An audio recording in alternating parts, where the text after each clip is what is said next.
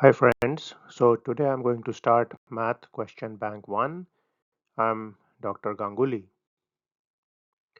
Now, what I'm going to do in these question banks is that I'm going to give a set of 10 questions and you can try to complete these questions in something like 30 minutes. If you feel it's more time is required, then you can take more time. And the level is actually what you have at the end of a high school. So typically if you have finished class 12 or you are a high school senior and you have completed most of the things such as calculus, algebra and so on, you can do these problems. Now you can use these problems to review the mathematics, and also you can use these problems as a quiz for admissions. So whether you are going for admissions at the bachelor's, master's level or even the PhD level, you can use some of these math questions, and you can also use these math questions for interviews for any jobs which are requiring the student to know something about STEM fields, that is science, technology, engineering and math. So these questions are like the prerequisite for any STEM person, and the knowledge which is required in these questions is something which needs to be known as a general knowledge for STEM people. So let's begin. So first I'm going to give you the set of 10 questions and then I'm going to solve these questions. So if you are somebody who wants to solve these questions, you can look at the questions, you can mute the video, and then after some time you can compare your answers with the ones I have given at the end of the video lecture. So we'll start with question 1 now. And question 1 basically says that you have to solve for determinant A equal to 0 for x, where the matrix A is given here. So this problem essentially would entail that you would take this A matrix, you would find the determinant, you would set it equal to 0, and then you would solve for x. So the things you need to know here are of course matrices, you need to know about determinants, certainly how to calculate a determinant of a 2 by 2 matrix, and also you need to know something about imaginary numbers, complex numbers and basic algebra and so on. Question 2 is solve the modulus of x minus 2 is greater than equal to 5. So this is what is sometimes known as an inequation, and of course you will understand that there are many values of x which are going to be solutions of this equation. So essentially in these cases the solution of x is part of a set of real numbers. So that's something we need to find out. Question number 3 involves solving this equation which contains these trigonometric functions, that is the cosine and the sine. And of course you will realize that there may be some value of x which can be used to solve this equation. And to further simplify the problem, we have given that x lies between 0 and 90 degrees. So this will help you because you will not then need to find all the solutions, because to remember that sine x, cos x, these are essentially functions which are multimodal in nature, so they have many roots out there or many solutions. Now question number 4 is find the domain and range of this function given here, that is fx equals x minus 7 by 3 minus x. So this question essentially tests whether you know what is the concept of domain and range of a function. These are very fundamental concepts involving any particular function. Question 5 says determine the equation of a circle whose center is 1, 3 and which passes through the point 5, 6. So the equation of a circle is very fundamental to most engineering and science fields, and so this question is essentially going to test you on that.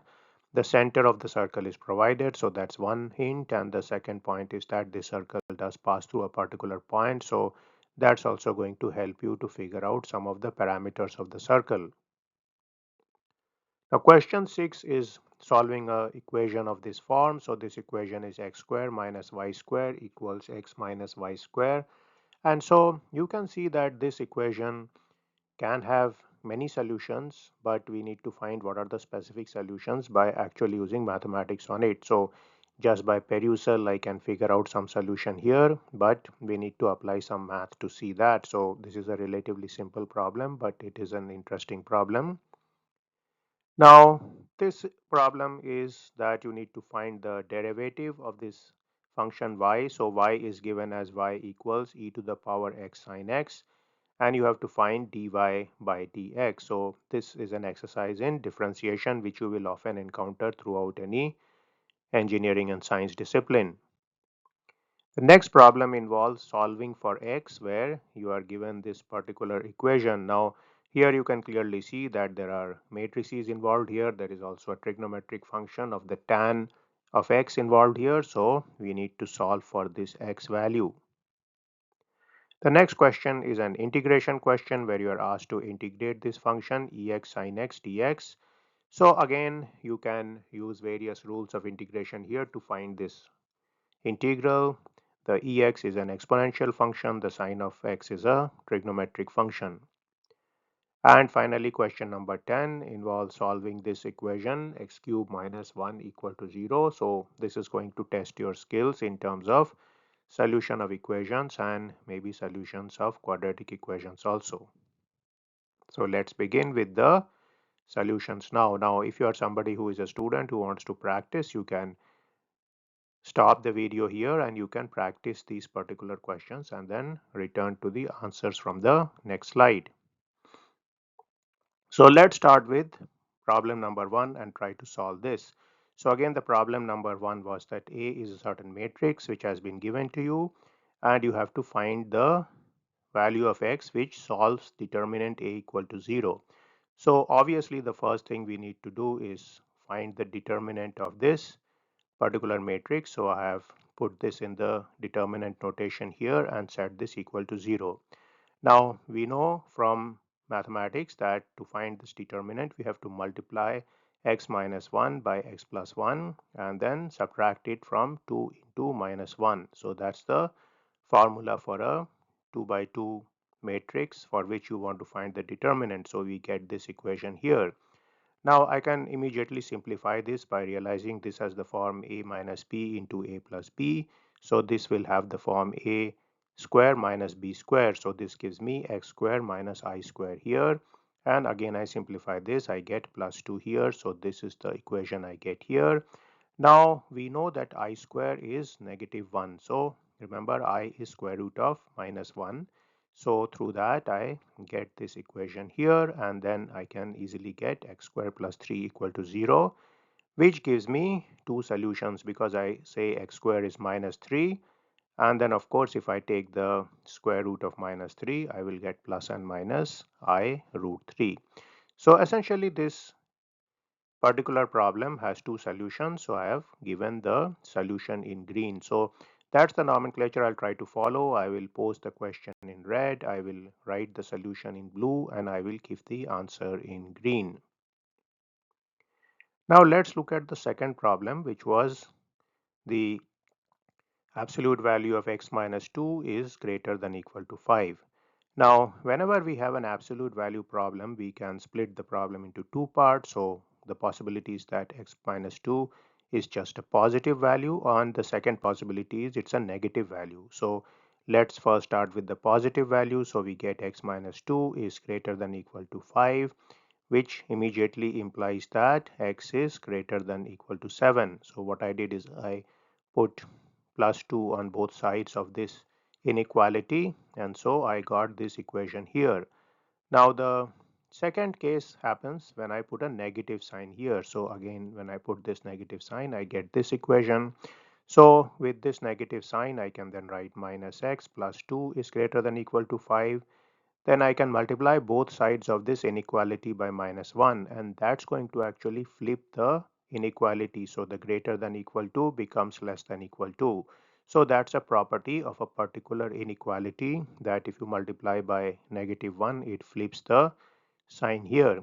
So I get x minus 2 is less than equal to minus 5, and again I add plus 2 to both sides, so I get x is less than equal to minus 3 here. So this is the second inequality I get. So now I can answer this question. I can say the solutions are lying in this particular scenario. So they all lie in the real number line, and they lie when x is greater than equal to 7 and when x is less than equal to minus 3. So this goes all the way from 7 to plus infinity, and this goes all the way from minus 3 to minus infinity. Now let's look at problem 3. So problem 3 was given as follows, and if we take a look at problem 3, we immediately realize that we should try to convert either the cos to sine or the sine to cos. So let's go with cos to sine because most people like to think in terms of the sine. So remember that sine square x plus cos square x equals to 1. So using that particular formula, I can write this equation here where I have written cos square x is 1 minus sine square x. Now let's simplify this equation. So I get here a 5 and I get minus 2 sine square x. So I subtracted this minus 5 sine square x from, and I added plus 3 sine square x. So I got this equation here. Now I further simplify this equation. So I get 1 equals 2 sine square x. So this equation then can be written as sine square x equal to half. I take square root on this side and I get 1 by root 2. Now I could get actually plus minus 1 by root 2, but I already know that the solution lies only in the positive side of this particular value of x. So x is between 0 and 90 degree. So I can simply say that sine x is 1 by root 2 if I have to satisfy this criteria, and therefore I get x is 45 degrees here. Now let's look at the next problem, which was this function which was given, and we were asked to find the domain and range of this function. So let's start with the domain first. So we see here that this f of x is defined on all values of x element of R except at the point where 3 minus x becomes 0, and at that point x will be equal to 3. So at that point fx is not defined. So the domain of f is simply R minus this point 3. Now to find the range, we have to actually express this x in terms of y. So let us write this function fx as y. That's going to simplify the notation. So we write y is fx is x minus 7 by 3 minus x. Then I expand this out, so I get y into 3 minus x is x minus 7. So I further simplify it. I get 3y minus xy equals x minus 7.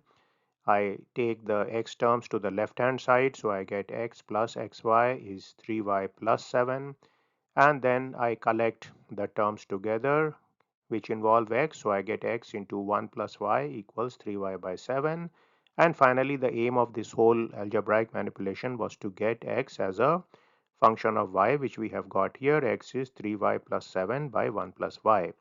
Now this immediately lets me realize that the value of x is defined at all y which are part of R except at the point 1 plus y equal to 0 or where y is minus 1. Therefore the range of the function is R except minus 1. So we can write it in this form here. Now let's come to question number 5, which we are going to solve now. Now question of number 5, if you remember, is that we have to find the equation of a circle whose center is 1 3 and which passes through the point 5 6. So it's generally a good idea to write the main things which are given in the problem once again when you write the answer, because this cements things in your mind, and who knows, if you are doing some kind of subjective type of answer, the examiner may give you some points for simply writing these things. So very often examiners search for ways to give you some extra credit for any particular solution you have given. So of course you know the equation of a circle is given by this, where you have x minus x1 square plus y minus y1 square if center was x1 and y1. So since we know the center is 1 3, we have these two here, and here on the right hand side you have r square, which is the radius square, r being the radius. So I immediately put the centers here, so I get this equation. Now still I need one thing to get this equation right, and that is I need r, and fortunately I can find that because I know this circle passes through the point 5 6. So it will satisfy x is equal to 5, y equal to 6. So I put that here, I get this equation here. So I put x equal to 5, y equal to 6. I simplify it, I get 4 square plus 3 square is r square. So this problem has been well selected such that r comes out to be 5. So essentially 3, 4, 5 are a Pythagorean triple.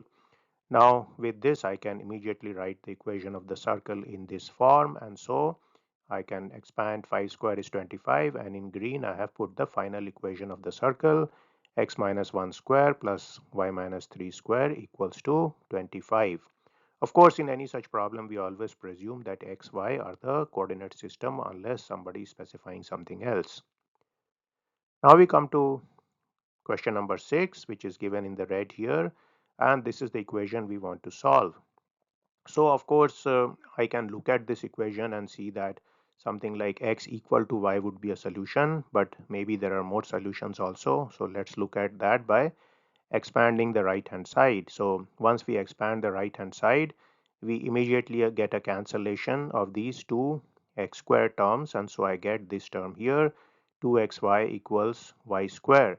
Now immediately I can get this in the left hand side, so I can write it in the form of a nice equation, and then I can take 2y here and write this as x minus y. So I get 2y x minus y equal to 0. Now this equation is telling me two things. It's telling me that y is 0 or x equal to y. So we can check this out. Of course, I already saw that x equal to y is a solution here. You can clearly see that by putting any value of x and y. So suppose I put 1, 1, I will get this equation to be solved. But also I see y equal to 0 is a solution. So we could put, for example, any value of x, for example 1, and y is 0, and then this equation will also get solved. So this is interesting. This is a very simple problem, but you can easily solve it here. Now some people, what they try to do, where a possible mistake can happen, is they can try to expand this out into x minus y, x plus y, and then they can do cancellations and they'll get messed up, because when you are doing that, you may be presuming that x is not equal to y if you start cancelling x minus y, but in this case x equal to y is a solution, so that may not be the right way to go. Now number seventh question was a question about differentiating this function y is ex sin x. So here, if I want to keep my notation simple, in these problems I often like to just put this x sin x as some u. So I do that here. I say that y is eu, and then I can use the chain rule of differentiation, that is dy by dx is dy by du into du by dx. And so I clearly see dy by du is simply e to the power u, and du by dx is x cos x plus 1 sin x. Remember, when you have a u into v type of function, then you get u into the derivative of the next function v, and then plus derivative of u into v here. So here we have x into derivative of sin x, which is cos x, plus derivative of x, which is 1 into sin x. And so then immediately I can write the derivative out like this, because I already know that u equals x sin x. So this is my nice looking solution in green. Let's come to answer number 8, and here the question was in this form. So here I can clearly see this is an attempt to test matrix multiplication skill. So we can try to simplify the left hand side. So if we try to simplify the left hand side, if you remember matrix multiplication, that is 1 into 2, 2 into 1, that's this term, then 3 into 2, 1 into 1, that's this term, then you have the term involving 1 into 1, 2 into 0, that's this term, and 3 into 1 plus 1 into 0, that's this term. So we simplify all this. So in this case we are getting 2 plus 2, that is 4. In this case we get 1. In this case we get 3 into 2 is 6 plus 1 7, and here we simply get 3 here because this is 0. So here I can compare these two matrices and immediately I realize this tan x is 7. Now if you are somebody who has even more speed, you will probably not need to calculate all these three elements. You can clearly see from here only this element needs to be calculated. But I did this just to make sure that you remember how to multiply simple matrices, because that's again a very basic skill as far as math is concerned. Just like a toddler would talk about dog, cat, and so on, a person in STEM should be able to multiply matrices and find determinants and do integrations, etc. So from tan x equal to 7, I can write x is tan inverse 7. Now this itself is an acceptable answer, but if you have recourse to a calculator, you can get some more values. So you can get it to be something like 81.89 degrees. Now this looks reasonable because of course you know that tan generally goes up or goes up as you approach 90 degrees. So tan 7 is something, tan inverse of 7 would be something which would be near 90 degrees, somewhat below that. Now let's come to answer number 9, which was this integral. Now this is a pretty classical integral, and this tests the important concept of integration by parts. Integration by parts occurs throughout all the engineering disciplines. For example, if you are dealing with any computational methods or any weak formulations, integration by parts will start coming in various computational science problems. So integration by parts simply involves a formula, so we are going to use that. So we are going to write this I as the first function into integral of second minus integral of differential coefficient of first into integral of second. So that's the formula. So you're seeing the first function is e of x into the integral of second. So integral of sine x is minus cos x minus integral of differential coefficient of first. So ex differentiates simply to ex. So life is simple for ex. And then the integral of sine x here. So I get this here. Now I fix these negative signs here. I take it out and so on. So I get this equation here. So minus minus has become plus. Now again I am left with this integral, and at this point you may think that this thing will keep going on and on, but fortunately one more integration here brings me back to ex sin x, which helps me solve the problem. So let's do that. We take this minus ex cos x, we bring it here, then we take this term and we integrate it again. So again the first function into integral of second minus integral of differential coefficient of first into integral of second. So this function is out here, and I simplify it slightly because I clear up all the negative signs and the brackets and so on. And so I get this here. Now I have highlighted this term in purple because you can clearly see this is nothing but I here. So essentially this is minus I, and so I can take it to the left hand side. I get 2I is minus Ex cos x plus Ex sin x, and then I get I is this particular value here, that is Ex sin x minus Ex cos x by 2 plus C. So we need to add a constant C because we are talking of indefinite integrals here, so there is always a constant lurking somewhere. And that happens of course because if I differentiate this, the constant will disappear, so we know that. Now final question is x cube minus 1 is 0. Now many people get the answer of this as simply 1. Of course that's an obvious answer, that's one of the solutions. Now beside that, because it's a cubic, there are going to be two more roots present. So some people actually know the form of the solution, that's okay, but if you do not know, you can actually derive it here, which I have tried to do because I didn't remember the form. So I assumed the quadratic is of the form ax square plus bx plus c, and then I show that this particular thing is equal to x cube minus 1. So what I do is I expand this function out. So one of the of course terms comes as ax cube plus bx square plus cx, that is multiplied by x, and minus ax square minus bx minus c, and then both sides are equal. So I can equate the coefficient of the different orders of the polynomial here. So I can say that if I compare ax cube with x cube, I know a is 1.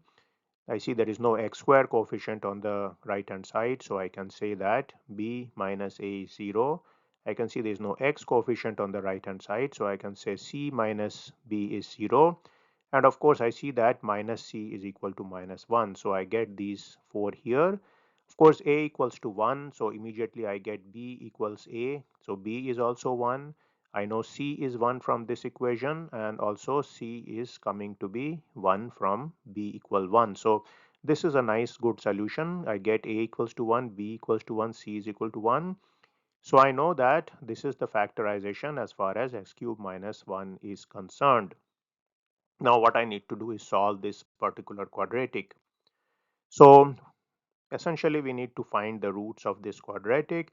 Now this is quite easy because you remember from quadratics a, b, c are both 1 here. So we use the formula x is minus b plus minus root b square minus 4ac by 2a, and in this case a, b, c all being 1, I get these particular numbers, and then I simplify it into this form here. So I get 1 minus 4 by 2. So I get here minus 1 plus minus I root 3 by 2, and this is the solution of this particular quadratic. So I know the solution of the equations we had before, that is x cube minus 1 is 0. There are three roots. One root of course is 1, and the other two roots are complex conjugates, that is minus 1 plus minus I root 3 by 2. So that ends up solving question number 10. So let me know in the comment section how many of these you could get right. Of course, these questions are relatively simple. You should be able to do it from the things which you are generally supposed to have in your memory as a STEM graduate. Now, if you have any particular issue with any question, there are certain tools out there. There is Wolfram, so you can check it in Google, and there is also Symbol Lab. So both these are online tools where you can try to solve equations and so on. But don't get into the habit of simply solving all your homework problems and assignments using that, because that's going to make you very lazy and you will have problems in tests later on. So do try to figure out how to solve these problems using pen and paper or pencil and paper, as the case may be. So I'll stop this video here. If you like this kind of lectures, let me know and I will make more such lectures and create a question bank which is going to be useful for students, teachers, those seeking to interview candidates and so on. Because remember, in STEM you should know all these things about mathematics at the tip of your tongue, because high school math is essentially like baby math and people need to know all this stuff.